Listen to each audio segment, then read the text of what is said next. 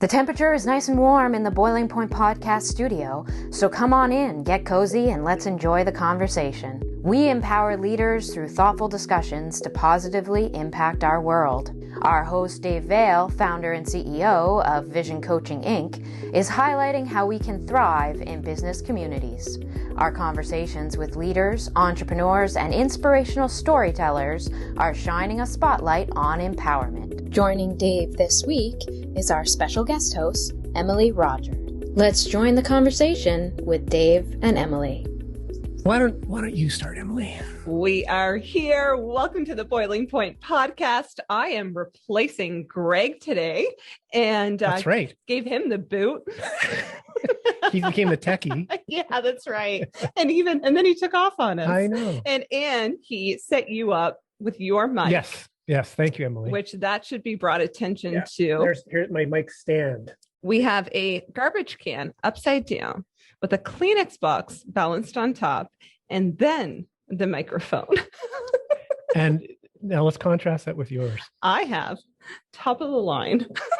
It is like it's snazzy. Yeah. Even the sun shines in behind it. That's right. Oh they just put me in the glory I seat. know. And actually, so people know we're in the same room, properly socially distanced. So occasionally I'm noticing we're looking at each other talking because it feels weird to look into the screen. So you've been a guest twice, and then we had an episode, an interview last where you were the guest host. Yep. With Dave Carroll. And what was it like being the guest host? Because maybe I'll start by saying, you must have done this many times before because you are like supernatural, if not. I have never done this before, but every time I'm a guest on a podcast, I want to know about the other person. And I have to be careful to not step out of my, place as being a guest on the host and take over as I want to hear about you. Well, tell me about your life. Well, so then you're a perfect host. Yeah. Maybe. You're yeah. Well, no, I mean, it was awesome questions and clearly had researched and stuff and all those things that I don't do very well. So thank you. And it was just, and the questions were just quite brilliant. So, and this is a little more comfortable call or interview for me, because obviously I've been getting to know, working with you and knowing you. And, but this character we have on has been a guest, in the past. He talked about having difficult conversations, and that's a really interesting topic that's been and quite well listened to. And I know, Bruce, you've shared that out. But why don't you introduce, because you have I would describe a special relationship with our next guest. I do. So Bruce McLeod, who is one of my most favorite people in the entire world, has had such a huge impact on my life. And he has been my executive coach. He's also been my teacher, my facilitator through Royal Roads University, and a friend, a partner in prayer when I needed. And Bruce, hi, welcome. I'm giddy with excitement to chat with you. Wow. Well, hello. It is absolutely fabulous to be with you folks today. And Emily, thank you for those very kind words. Really, really appreciate it. I have really enjoyed getting to know you and becoming a friend and watching you on your journey. And of course, Dave, you and I have been working together for quite a while now, probably going on 10 years or somewhere close to that. And I saw this on my calendar today. I thought, wow, great. I get to talk with two great people and just have a conversation. So, and what's fun for me in this is, and we're gonna really jump in for people that are interested in the coaching world and what's going on and happening, and in particular, kind of what I call leadership or executive coaching, but I think it could apply to probably all facets of coaching. We're going to jump into that in a moment here. Emily, as people that have listened to past podcasts would know, is almost through capstone, which is the kind of final stage at the Royal Roads graduate certificate in executive coaching. Bruce is on faculty there. Bruce is also general manager of coaching services for Vision Coaching. He has his own shingle, Live Big Coaching. He's all things coaching out there. And what I love is hearing you guys talk and knowing that I was, when I was going through what we call an onboarding process, and you were looking for a coach, Emily, I was like, man, there's something about this Emily's story and what she's wanting to do that I just really think Bruce would be a good fit. And so it warms my heart when I just hear, and then I heard from Bruce, like, oh my gosh, this is like my perfect kind of client. And, he speaks so highly of you. Your journey has been incredible. And it's neat. I'm so happy that I know you had a bunch of really good people in your life, but, found an opportunity to invest in coaching while you're going through a whole bunch of things. So maybe, I know you're the guest host, but can we start by you describing what, brought you to coaching in the first place, or the kind of the interest in it, and then engaging with Bruce? Yeah, it piqued years ago. It piqued my interest in taking this non-direct approach with people, and just the power of being curious and the power of holding people capable. And I was not even aware at that time that executive coaching was a thing, or that this non-direct coach approach even existed. I was very aware of the direct athletic approach, but in looking back at my career in sport, it was the non-direct coach approach that at the time I didn't even know was there that really helped propel me forward. And I thought, wow, like there is power in this. And then hearing more about it when I was initially on the Boiling Point podcast through you, and then started researching even more, and took different certifications myself. And then it was that thing and we kind of talked about it earlier, or on the previous podcast, about taking that action, like taking that thought that you have and turning it to action, and to just reaching out to you and saying, like, whether it was you who I was going to work with, or can you partner me with someone? I had no idea even how it worked. And you partnered me with Bruce, and we had a phenomenal just intro session, and me being able to say, this is what I'm looking for. This is what I'm curious about. And Bruce speaking about what coaching is, what coaching isn't, his kind of style in coaching, and just getting this certainty within myself of, yes, this is who I am supposed to work with. And it really was, I'm not just saying this is like kind of a plug to coaching, but it really was one of the best investments in my life. Okay. Yeah. Well, that makes us feel good to hear that, eh, Bruce? Absolutely. Honored and humbled. Yeah. Well, why don't we dig it? Like, so people listening that maybe haven't worked with and haven't, worked with a coach possibly, or there's a lot of confusion about what coaching is and what it isn't, and what's mentorship and all these sorts of things. And, we're having these daily conversations, in terms of the work we do at Vision Coaching, and the work you probably do at Royal Roads too, Bruce, just helping people understand and step into that. And because we live in this world that, is always talking about, here's the three top, the 3 steps you need to take to 10x your company, or whatever it is, which coaching is completely different. Right. So what do you like? And the other thing I've mentioned is, it seemed, I'm kind of setting up maybe for us to have kind of a broader dialogue, but what we've noticed, Bruce, as practitioners, is your experience, Emily. We've noticed, and I think it's a product of being in the market for a while, but there's actually been this massive increase in one-to-one coaching. And when the pandemic hit, and it not initially, but to be honest, we would have had conversations about like, am I even going to have a business in 6 months? Like, I just didn't know. Right. And so you're working hard to back up your business, just the realities of, this is how we pay our mortgages, and, invest in our future and our kids and all these sorts of things. And we did not know, like, at this beginning.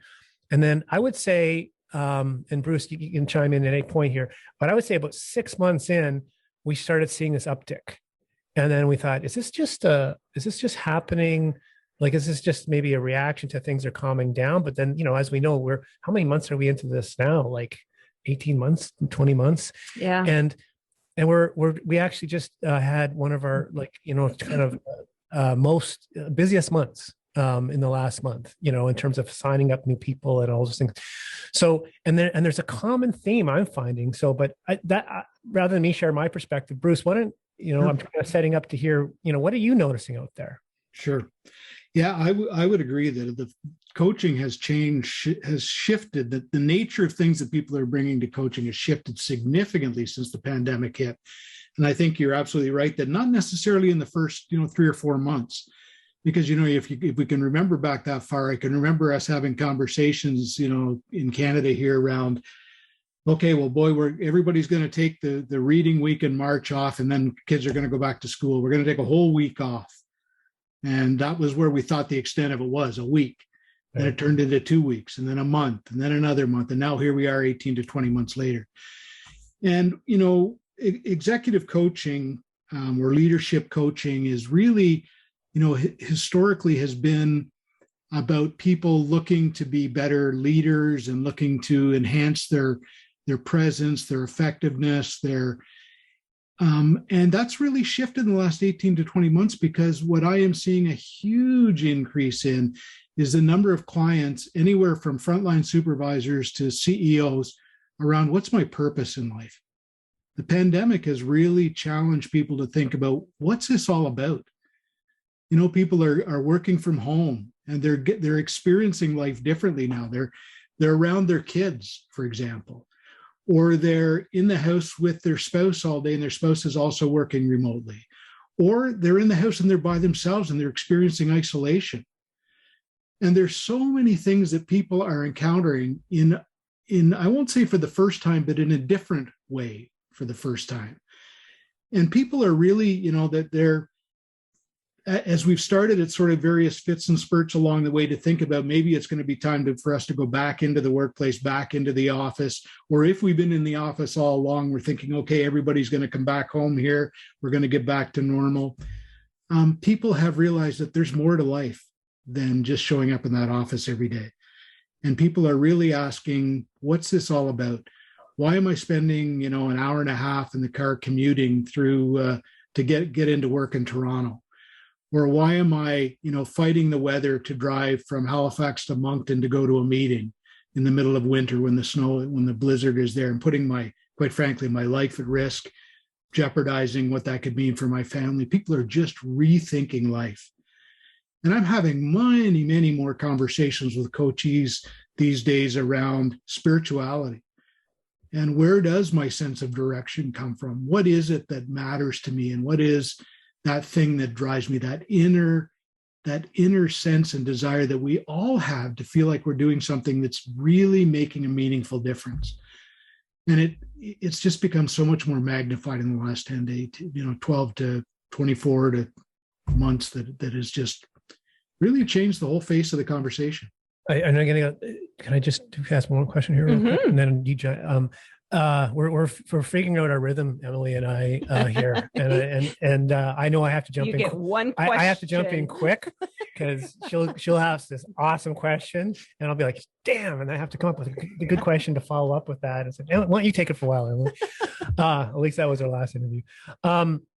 No, but I'm wondering, do you think there's a part of it, and I'm going to ask both of you this question, because, you're out, you've got probably pro bono clients and some paying clients now, Emily. Yeah, I'm you're fully booked, but because of probably a bunch of good reasons, but, it's just, partly, I think this awesome post you put, we've mentioned a few times, didn't hurt your profile at all. I'm sure you got a few requests as a result of that. We have unloaded that in previous podcasts, so people should listen to that. But I'm wondering if it's like, is it that we're being forced to kind of examine these things? Like we're not just getting snapped back to kind of, the way things were, as everyone says, and that we're, it's like I found the times I learn the most are the times when this thing won't end, like whatever it is. Right. And it's usually in an area of my life where if I have to learn, or at least this is how I've experienced it, where I have to figure this out. I have to grow from this because it just won't go away, because clearly I haven't learned what I need to learn. Right. And whatever that is. Right. Like, and there's a million examples I could give, but do you think there's something to that, Bruce? Just the fact that we're still not back to kind of what, we would think is normal? Well, when you ask that question, what comes to mind for me is that I think what people have fundamentally realized, and I include myself in this, is just how much of a fallacy we have been living around the sense that we have the ability to control things. We can actually map out and map our destiny and map what's going to happen and where we want to go and what we want to be. We've been hit really hard, square between the eyes, with the reality that this is out of our control. This is not something we do, but people desperately want to get back to some sense of normalcy. Some people desperately want to get back to the way things used to be, and we have no ability to do that. And so I think it's forced people to say, if my comfort has been in what I know to be predictable, in what I know is minimal ambiguity, if my sense of purpose hasn't really had to be challenged, I just do what's the norm. I get up, I drive an hour to get to work, I go to work, I come home, I go to bed, I get up and I do it all over again the next day. People have said, I can't control that any longer. The pandemic is the pandemic. And so I think it's really forcing us to say, what do we have control over? And I think fundamentally what we have control over is our lives. That's at the essence. When I talk to CEOs that are saying, I've really realized through this that my purpose is not in generating more money or profit for this company. My purpose is in investing in those grandchildren that I haven't spent any time with, or supporting my son or my daughter who's going through some real mental challenges and mental health issues right now. Or, in my experience, coinciding with the pandemic, my wife was diagnosed with stage 4 cancer. My son was in a very serious accident where he rolled his trailer in his truck. My 17-year-old nephew a few weeks ago was killed in a car accident, completely unexpectedly, obviously. And what I've really realized in my own life is that, those are the things as those things have happened, I've been able to embrace just how important they are and what they mean for me in my life, which, as much as I love and feel called to the work that I'm doing, is in a better perspective now than it was 18 months ago. 24 months ago, I was running flat out with work, with business, because I love what I do. But I've lost control now. Mm-hmm. I'm reclaiming the control I have over my life in this. And that's bigger than any job and any vocation and it's about what really matters for me. My days are numbered. Nobody's going to miss a turn. We're all going to die. So how do I want to make the most of the days that I do have? That's really the fundamental shift I'm hearing show up in so many ways in our clients, and what's showing up fundamentally for me. And forgive me if that sounds morbid, but I actually don't think it's morbid. I think it's actually really exciting. Better to feel that now and to wrestle with that now than 20 years from now, when 20 years has passed of us being on the same treadmill. Mm-hmm. Yeah. And how, for some people, myself included, it was that forced of, the treadmill stopped. So now what?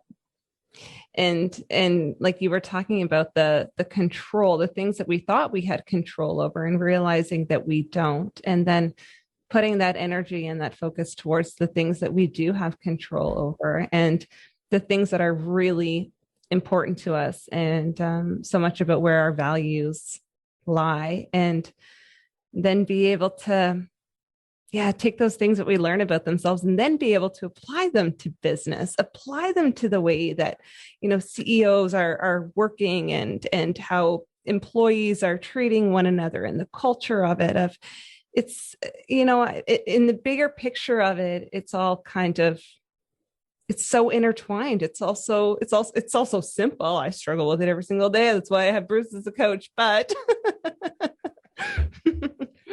it's letting go of that control. And the word that always comes to me is surrendering.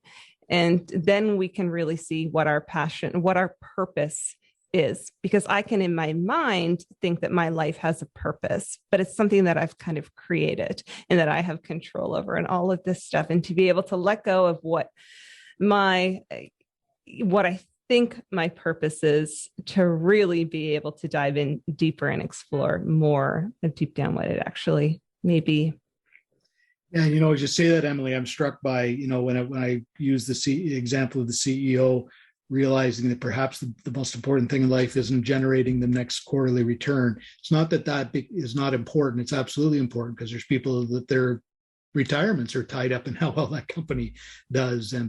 But what I am seeing in the CEO is a recognition that there are other things that I can influence and be part of that are equally or as important or more important, and stay in my CEO role. I have the levers and the ability to create a more understanding and a more diverse and a more compassionate workplace for the people that do work here. There's lots of things I can do that are focused on a broader spectrum of the benefits, a broader spectrum of the needs of the people that show up to give their heart and soul into this business every day. So it doesn't necessarily mean people are discovering what their purpose is and saying, oh, I've got to leave my job, I've got to quit, I've got to move on to something else. But it's allowing people to say, I need to broaden my focus and include more things that are important to me and create balance in my life. Mm-hmm. Balance is the new, we often talk about work-life balance, but I think that whole paradigm of work-life balance has taken a whole new meaning the last 18 to 20 months because our two worlds have been meshed together. I don't, when I go to work in the morning, it's 10 steps downstairs and into an office. It's the same building I live and sleep, and I can hear my grandkids out in the rec room, or I can hear activity going on. My two worlds have collided right now. And that's both disconcerting and exciting, but it's about creating, how do I find balance in that? That's what power is. We're part of a pilot project where New Brunswick, I did put an article out, and it's public, where New Brunswick Medical Society, part of their wellness program, is supporting coaching physicians. And we've been lucky enough to partner with them, Bruce. And I think we're coaching, I don't know, probably 40 or 50 physicians across the province right now, within our roster. And what was really interesting was when they launched, and I think it ties into this conversation directly, because when they launched, they said, well, it'll be interesting to see how it's received. Right. If physicians will reach out and, be interested in working with coach. Well, they were oversubscribed in the day. Wow. They put one email out. And then kind of, when, of course it's all confidential, but when the coaches are reporting themes coming back, to my surprise, I was actually really happy to hear this, but it's a lot about this kind of, how do I integrate my professional life, my personal life?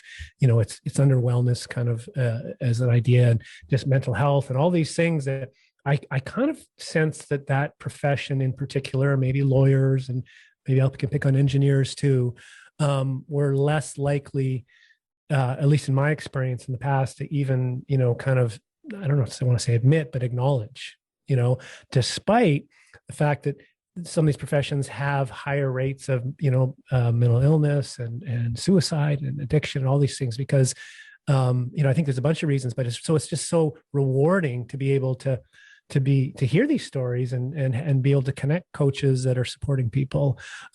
It's been, and I know you're coaching a number of the in this pilot program, and it's been, I think it's been really rewarding for you, Bruce, because you have a new perspective. Given Laura, your wife's diagnosed with cancer, and you've described a whole different world. And I'm just, thank you for bringing that up, by the way, because, that's a part of, I think, being a coach is bringing, part of you into those conversations as well, and what you're learning, right? Yeah, I think, the work with the physicians in that program and the other work I do with Leads Canada, which is through the Canadian College of Health Leaders, because I've never really worked, I never had a career in healthcare, so to speak. I've worked for a biotech company. I've never really worked in healthcare. And my paradigms keep continuing to get shattered. When I go into a profession, I realize the assumptions that I make about who is in there and what they think and what makes them, what they're wired. And continually, I don't know how often I have to learn the lesson for it to actually stick. But guess what? Every profession is full of people. Right? People having a human experience, right? Yeah, that's the common thread through everything. Is no matter what job, what position, what industry we're in, we're human beings that all have a core set of needs and things that are important to us. The sense to feel like we're valued, the sense to feel like we're making a contribution, the sense to know that we're being seen, heard, and understood. And in today's world, with all the noise, I mean, if you turn on the news, it's just, a constant barrage of noise. This problem going on in this part of the world, and global warming, and all the issues around diversity, and all the political noise, and that anti-vax and pro-vax, and all the stuff out there that, yes, they're important societal issues, but a lot of it is bombarding us in such a way that it's hard for us to feel like we're being seen, heard, and understood. Does my opinion really matter? Does anybody really care what I think or what I have to say? Is anybody willing to listen to me and not judge me and allow me to explore and unpack and be a thinking partner with me? That's a real rare commodity in today's world. And that's, why I think one of the reasons I think coaching has exploded in the last 2 years during the pandemic. Like your business, Dave, I've never been busier. I've had my best year and a half that I've had since I started in this business from a financial perspective. That's not how I measure success, but I think it is the way I measure success is I feel like I'm really being able to partner with people for them to find their way through to navigate whatever is important to them. That I consider that a gift and an honor to do so. And if I ever start to feel, boastful or proud, then that'll be a problem for me, because it's just an absolute honor to be in service to others that are wanting to find their own way. That's what coaching is all fundamentally about, is holding the person that you're coaching wholly capable. It's one of the few professions out there where we believe as coaches that all the expertise resides in the coachee. If you look at a mentoring situation, the subject matter expertise rests with the mentor, and they share the wisdom with the coach, with the mentee. In the training example, all the expertise and subject matter expertise resides with the trainer, and they impart that knowledge to the student or to the learner. In coaching, it's the absolute opposite. All the expertise resides with the coachee, the person being coached, and the coach's role is to draw that out of them for their sake, not for the coach's sake. And that's a very rare perspective to have in this world these days. So I agree. When you had that experience, Emily, I'm assuming, or hopefully something's close to that experience. I did. Tell us about, or to the degree you're, comfortable, maybe how that was different and how that showed up for you.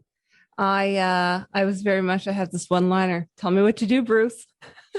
And he's never told me what to do. And every time I'm like, yep, this is going to be the time. You're going to test him. You're testing him. Yeah. Nope. So, but now because a lot of people, we're all in positions sometimes where we want someone to tell us what to do because we're exhausted. Right? Yeah. We're tired. Yeah. At least in my experience, like, what should I do? Actually, Bruce is, helped, be coached with me a number of times over the years. Hopefully I have to him to some degree. But even if you're immersed in this world, sometimes you just what do you think? And well, I'm curious, Dave. It's like, oh, heck, here he goes. Fine, I'll call somebody else. But it's what I've needed. But for you, what was how was that helpful? And especially given you talk about the non-directive and directive coaching, and you came out of this world of sport. I have a small glimpse into it, nothing like you did, but it's much more directive. Here's, you want to improve, Emily, here's what you got to do. You got to work hard, whatever it may be, right? Let's, and there's a place for that too. It's not, that's a bad thing. But so how did this impact you and resonate with you? I think so much of it comes down to being able to find the clarity and the power that coaching has in being able to find the clarity, because it's, I can get very fixated on big goals. And then it's just like, okay, I get something in my mind and it's happening. I think that's very evident in my life, whether it's, turned out to be good or bad or whatever else, just very driven in that way. But what the clarity is behind those goals, and how often I have come to a coaching conversation with an issue, with a topic that I wanted to be coached on, to then find out that that's nothing of like the problem is not the problem. It's what is behind that. And so if Bruce had told me what to do based on what I thought I needed the answers of, at the end of the day, I would have been no further ahead because the same problem would still so it's like it's almost like a symptom of often of something else, and that presenting it and having someone be curious and non-directive, as you know, pointed out, and pull it out, you often find it's actually resides somewhere else. Yeah. And then being able to gain the confidence within myself to ask myself my own coach approach questions. Like there's been times where I have started emailing to Bruce about all these things of, okay, Bruce, tell me what to do. And I end up not even sending the emails. This is probably more often than not, I end up not sending the emails because I'm able to gain clarity now just by going through that thought process, thinking more in that coach mind, and then being able to come up with more of those answers myself. And, I look at the past year and a half of my life, and I wouldn't be where I am today if Bruce had have just told me a year and a half ago what to do. Bruce, would you have told me to do this? But is this where you would have had me be right now? You probably would have said, whatever you do, don't go on a podcast with Dave. Don't answer Dave Veale's call. But I think that's a really interesting the way you said that, Emily. And thank you very much. Because as you asked that question, Bruce, is this where you would have told me to be where I'm sitting today? No, that as a coach, that is the greatest gift that I get from this is I have no idea where you're going to go. I get to sit here today and marvel at where you've gone because you made it happen. You discovered what was accessible in you. You identified and did the hard work to determine where you needed to find courage or where you needed to challenge the stories that you were telling yourself. You did the hard work. My wife often jokingly says to me, boy, you got a pretty sweet gig there because you don't have to have any subject matter expertise. You don't have to tell anybody what to do, and they pay you for that. Right.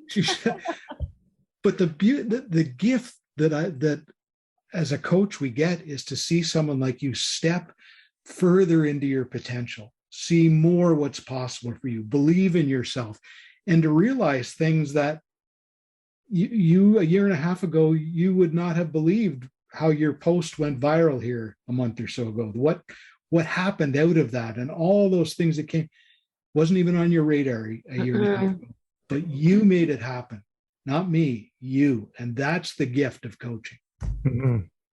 I was sitting with a good friend. He's been on the podcast before, Kelly Van Buskirk. He's an employment lawyer, and he's an author. He's got a PhD in employment law. Really bright guy. And he was the first, and he's openly talked about this, the first lawyer that I had ever coached. And I come from a family of lawyers. And my father at the time when I got into coaching was a judge. He's just recently retired.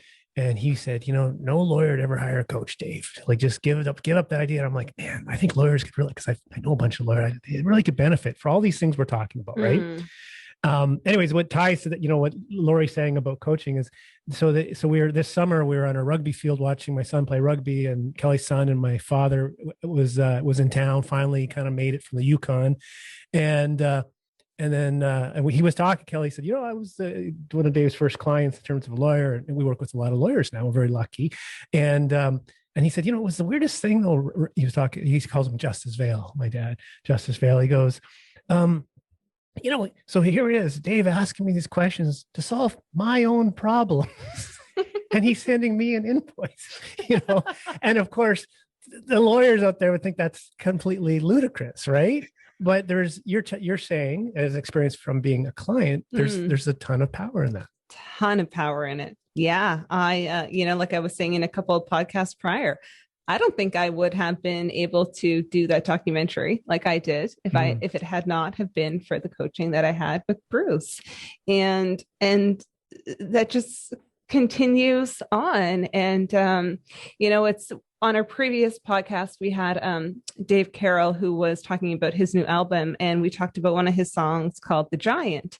And it was very much about if we could only see the impact that we could have on the world. And I believe that coaching really helps that. It's like, it's if we could only see what it is that we are really capable of. And coaching is that tool that holds up that mirror for people to really see what it is that they are fully capable of. Do you think it helps that, and maybe, I mean, I have a belief, and maybe not in your case as much because you're a very transparent person, but I think the fact that it's also a confidential relationship. It's like it's a safe place. I mean, it really is free of judgment, or it should be. If it's not, there's a big problem, right? Yeah. I mean, there's a lot of those elements in there, right? Yeah. And no, with that, as open and transparent as I am, there's conversations that are conversations that I would only have with Bruce, and avenues of my life that I would only have with Bruce. And how often, we can have peers that we can speak to, and family and everything, but to have a space that is free of judgment, no bias. It's like not somebody just waiting to give their opinion, not someone who just wants the best for you. So therefore they think that they know it and they're going to tell you what to do, but somebody to just really be able to hold that space for you. That is invaluable in my opinion. And unfortunately, much too rare, isn't it? Mm-hmm. Now, Genevieve, who's going to chime in a bit when we get towards the end, and I don't want to end quite yet, if that's okay, you guys. We'll go a few more minutes here, but here's what people would find. I think people listening might find really interesting. So we're in the middle of a pandemic. You guys are introduced to each other. You start meeting. You have this obviously very awesome relationship and you've seen a lot of support, Emily. Mm-hmm. Have you guys actually gone out for coffee or met in the same room? Never. This is what I know Bruce to be. I don't know if he's 4 feet tall or 6 feet or what. Closer to you. I won't say it, Bruce. I won't say it. Careful, Dave. Because you'll come right back at me. I know. So I won't even go there. And did you guys use Zoom, or did you guys just by phone, or what did you do? We did Zoom. Yeah. So you can have, what you're saying is that it was an impactful experience, even though it's done digitally. Yeah. I don't know coaching outside of doing it digitally. And I think that especially for me, I know that, some coaches and some clients prefer to use telephone, and there's some clients that I do phone with, and that's fine. But I think I'm a very expressive person. And so oftentimes when I'm not saying something, it's even Bruce can pick up on these physical cues. Yeah. And so, how much Zoom or whatever online platform is able to still facilitate that. But I think it's incredible that I look forward to the day, and I know that it will happen when Bruce and I meet face to face, but that a relationship can form this strongly over Zoom. I think that what that really speaks to, Emily, and thank you for sharing that, because I think that's really important, because I know that I underestimated the power of our need for human connection. And I think it supersedes the platform in which we do it, whether it's telephone, whether it's, you think about, I know Lori, my wife, still really gets excited when she gets a handwritten letter from somebody. There's a real connection. And even though it's a one-dimensional conversation at that point, there's power in the ability to feel like we're connected with another human being. And back to where you started, Dave, the conversation around, what am I seeing in coaching in this during the pandemic? And I think it circles back to where we started around people really wanting to be seen, heard, and understood, recognizing and reclaiming what it is they have power over, that they can make decisions and be in control of something in their life when they can't control the pandemic situation that we find ourselves in. And that fundamentally there's something internal in each and every one of us that is spiritual in nature, and that it's looking for an outlet that often gets outshouted by the things of the world. And so there's a lot of personal reflection going on for people. There's a lot of really thinking about, what am I here for? What's the purpose? How can I make a contribution in my work and in my family in a way that's going to have a lasting and make a lasting and sustainable difference? And I think we're just in a place of great privilege. When you think about us as coaches and the fact that people make a choice to trust their coach to share things that they're not sharing with anybody else on the face of the planet sometimes, is a real, is a sacred trust that really we need to hold very carefully and very and acknowledge the uniqueness and the specialty of it. And I would say, I can't help but wave the flag that I wave all the time around coaches, is that, we coaches have coaches. And I say, beware of the coach that doesn't have a coach.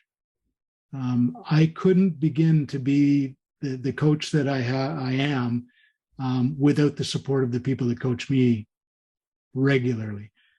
So if you're a coach out there and listening to it, if you don't have a coach, consider why you don't and get on it. Yeah, 100%. Yeah. No, thank you for bringing that up, because that is been my experience as well. And this whole idea of, and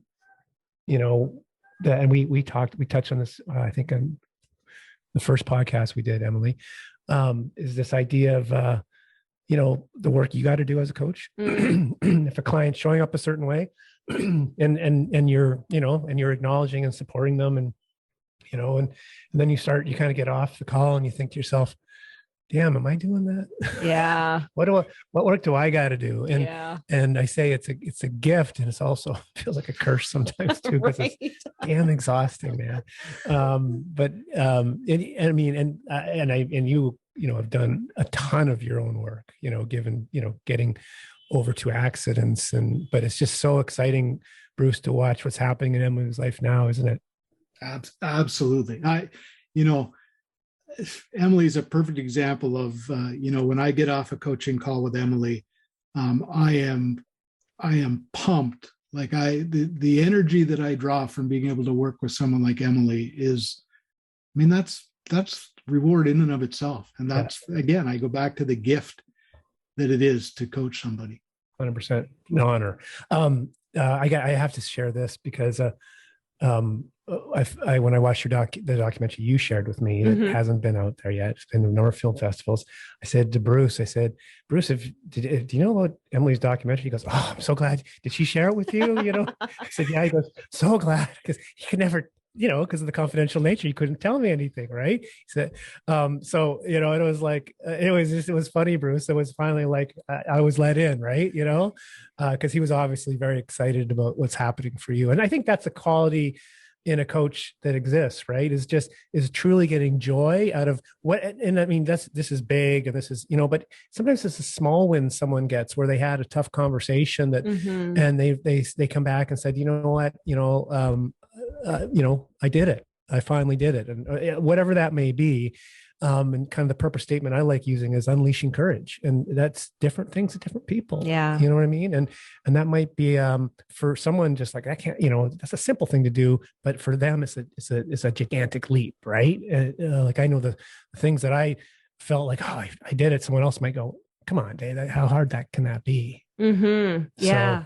No, and I love those emails from clients of just something that they did, a way that they took accountability, and being able to share those moments together. And I was telling Dave earlier that, when Bruce knows this, but when I got a copy of the documentary, Bruce was the very first person who I shared it with. Wow. Because he was such a part of it. Yeah. Very cool. Very cool. Well, I think we went way over what we usually go. Not to my surprise. What are let's just do some quick takeaways, and we'll get Genevieve to close us up. But what are you taking away from this, Emily? Gratitude. Yeah. For the coaching world. Yeah. Cool. And for connection and the as much negativity that has come from the pandemic, all of the good that has come, and this thing of being able to slow down and reflect more, and and hearing how so much of the increase in that one-on-one coaching is happening, because that's showing me that the increase that people are able to now have those safe places to further explore who they are and what they really want out of life. Yeah. Well said. Bruce, anything for you? Yeah, I'm going to echo gratitude for sure. Gratitude in a variety of ways. Gratitude for people like Emily and the ability to work with people like her. Gratitude for coaching. And I'm also taking away hope. Hope that people that listen to this podcast that maybe haven't experienced coaching will give it a try. Just experiment with it. See what it's like. One of the challenges in teaching coaching at Royal Road University and one of the things that we've learned in teaching coaching is that the only way to know what coaching is to be coached. I can have you read all the books you want about it. I can tell you all about it, but until you've experienced it, I know for me, that was very real. The first time I was coached, I'll never forget the power of that single conversation. Mm-hmm. Not every conversation will change lives, but a single conversation can. Mm. Oh man! So your takeaway? Yeah, I was gonna say, geez, you guys, what a hard. You should have gone first. I should have gone first. Jeez. It's not. I knew that. Like, that's the second. What's the second thing I told you, Jean Vieve saying? What's the second thing you got to remember, Dave? Go first. No, you know what? It's probably it's unfortunate that it takes this pandemic and all the hurt and all the things that have happened, but I'm happy to see there's some silver lining, which is really, really helpful. And and for us, an obstacle used to be, or an objection used to be, someone would be in touch with us, and we talk about coaching some people within an organization. Well, can we have a coach come in? And I'd have to explain the power, that you can actually have a really great experience, and it can be a virtual. And then sometimes it can be, I have this belief that it can be more powerful. The coaches I've hired, I've never had a face-to-face coaching relationship in terms of being a coachee. So it's nice that we're in a place that we actually have the ability to do that, right? And support people, because as soon as you say, I'd like, and it's nothing wrong with face-to-face, by the way, but in our model, that if you're saying that, Emily, and I say, well, where are you right now? I'm in Fredericton, or wherever you were. I don't even know where you were at the time. That would have limited who I introduced you to, but instead it didn't. I said, I could think of the 20 coaches, who would be the best. And I thought, maybe Bruce. Maybe Bruce. So thanks, Bruce, for being you. Thanks for coming on, buddy. Appreciate it.